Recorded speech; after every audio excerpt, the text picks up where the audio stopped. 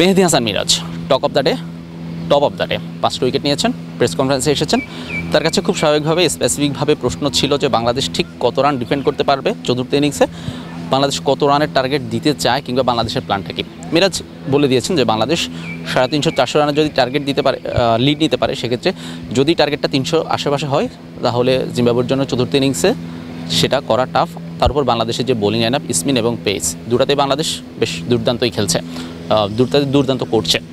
তো মিরাজের যে কথাটা সেটা আমরা যদি 400 রান ধরি, 400 রান থেকে লিডের 85 যদি বাদ দিই তাহলে টার্গেটটা হবে 315 রান। নিঃসন্দেহে বাংলাদেশের জন্য হয়তোবা ডিফেন্ড করা হয়তোবা সহজ।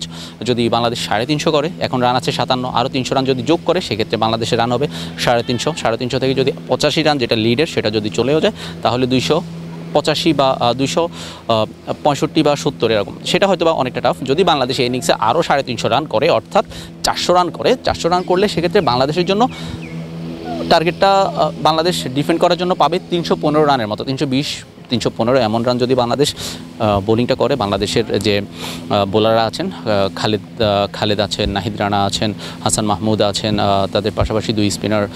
চতুর্থ ইনিংসে তাইজুল যে কেমন সিলেটের উইকেটে সেটা নিঃসন্দেহে সবারই জানার কথা। লাস্ট যেবার বাংলাদেশ এই মাঠে জিতেছিল নিউজিল্যান্ডের বিপক্ষে, সেই ম্যাচটায় Taijul man of the match হয়েছিলেন।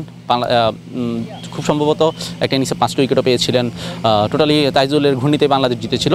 তো বাংলাদেশের তাইজুল, মিরাজ, হাসান মাহমুদ, নাহিদ রানা এবং যারা আছেন খালেদ, এছাড়াও গোল্ডেন আরমান হিসেবে মুমিনুল আছেন। তো বাংলাদেশের জন্য আসলে খুব বেশি প্যারাদায়ক হবে না। তবে জিম্বাবুয়ের যে সমস্যাটা বাংলাদেশের মতোই অনেকখানি, একটা উইকেট যখন যায় তারা খুব দারুণ একটা ওপেনিং জুটি করলো গতকাল। আজকে যখন উইকেট যাওয়া শুরু করলো একসাথে গেল, আবার মাধেভেরে এবং উইলিয়ামস একটা ভালো জুটি করলেন, আবার যখন উইকেট যাওয়া শুরু করলো খুব দ্রুত উইকেট চলে গেল এবং তারা খুব বেশি রান করতে পারেনি, মানে 250-র আশেপাশে রান, তো যেটা তাদের জন্য একটা অ্যালার্মিং।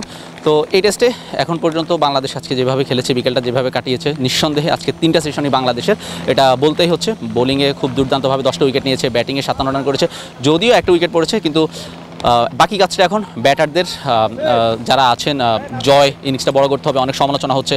মুমিনুল আগের ইনিংসে 56 করেছেন, এবার হয়তো বা আরেকটু বড় করতে চাইবেন। শান্ত আগের ইনিংসে 40 করেছেন, এবার হয়তো বা 50-র অধিক রান করতে চাইবেন, করতে হবে, তাদেরকে রান করতে হবে। এছাড়াও মিরাজের রান করতে হবে, জাকির আলী অনেক রান করতে হবে।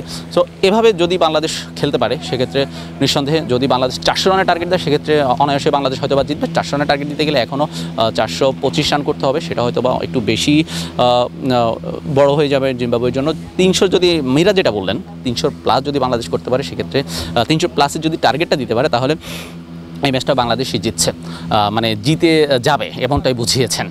দেখা যাক, টেস্টের এখনও 3 দিন বাকি, খুব সম্ভবত 5 দিনে টেস্ট যাবে না যদি না বাংলাদেশের ব্যাটাররা ম্যারাথন ইনিংস না খেলেন।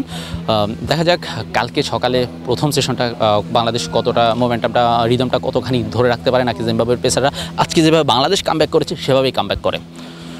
সিলেট ইন্টারন্যাশনাল ক্রিকেট স্টেডিয়াম থেকে শাহরিয়ার শাওন, মিডফিল্ড।